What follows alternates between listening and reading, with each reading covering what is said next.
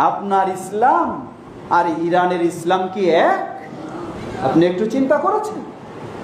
আপনার ইসলাম হলো কোরআনের ইসলাম, আপনার ইসলাম হলো মুহাম্মদ সাল্লাল্লাহু আলাইহি ওয়াসাল্লামের হাদিসের ইসলাম। গোটা ইরানে খোঁজ নিয়ে দেখুন, এই কোরআনকে কি তারা সঠিকভাবে গ্রহণ করে? কোরআনের আয়াতগুলি পর্যন্ত বিকৃত করে সেখানে আবু বকর, ওমর রাদিয়াল্লাহু আনহুকে গালিগালাজ করে আয়াত তৈরি করে নিয়েছে। এই কোরআনে বিশ্বাসী তারা। নবী মুহাম্মদ সাল্লাল্লাহু আলাইহি ওয়াসাল্লামের হাজার হাজার হাদিসকে কি তারা বিশ্বাস করে? আমরা জানি গোটা মুসলিমরা এক বাক্যে বিশ্বাস করে কোরআনের পরে সবচেয়ে বিশুদ্ধ হাদিস গ্রন্থ হলো সহিহুল বুখারী। ইরানপন্থীরা বলে সহিহুল বুখারী হলো সবচেয়ে মিথ্যা গ্রন্থ। তাহলে কই আপনার কার ইসলাম? আপনার কোথায় আপনার ইসলাম? নবী মুহাম্মদ সাল্লাল্লাহু আলাইহি ওয়াসাল্লামের পরেই সবচেয়ে যারা সম্মানিত মর্যাদাশীল মানুষ কে তারা? আবু বকর সিদ্দিক রাদিয়াল্লাহু আনহু, ওমর ইবনে খাত্তাব রাদিয়াল্লাহু আনহু, ওসমান ইবনে আফফান রাদিয়াল্লাহু আনহু, আলী ইবনে আবি তালিব রাদিয়াল্লাহু আনহু। আপনি কি জানেন এদের চারজনের বিষয়ে শিয়াদের অবস্থান কি?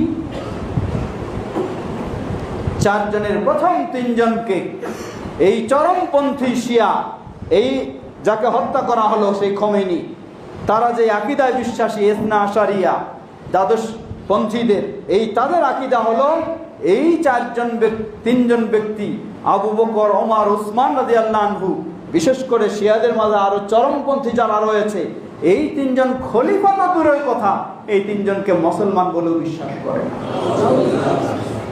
সেই ভিডিও আমার কাছে আছে। নামাজে দাঁড়িয়ে হাত তুলে দোয়া করে, হে আল্লাহ আবু বকরকে লানত বর্ষণ করো, হে আল্লাহ ওমরকে লানত বর্ষণ করো, হে আল্লাহ উসমানকে লানত বর্ষণ করো। নাউযুবিল্লাহ, নাউযুবিল্লাহ। এই ইবাদত, এটা হলো তাদের দ্বীন, এটা তাদের দ্বীন। এজন্যই বলেছিলাম যে চকচক করলেই শোনা হয় না। এই নতুন একটা আলখাল্লা লাগালেই আর সুন্দর দাড়ি রাখলেই মুসলিম হওয়া যায় না। যারা খ্রিস্টানের পাদ্রীদের কাছে গিয়ে মাথা নত করে, বরং ইসরায়েল আর ইরান, এটি হলো একটি রাজনৈতিক দ্বন্দ্ব, ধর্মীয় দ্বন্দ্ব নয়। এটি হলো একটি অর্থনৈতিক দ্বন্দ্ব, ধর্মীয় দ্বন্দ্ব নয়। কারণ ইসরায়েল ভালো করে জানে ইরানের ধর্ম কি। শিয়া এর উৎপত্তি হলো ইহুদিদের থেকে। আব্দুল্লাহ বিন সাবা নামক সেই ইহুদি, তার থেকে উৎপত্তি হলো এই শিয়াদের। বরং এই শিয়া আরো খোঁজ নিয়ে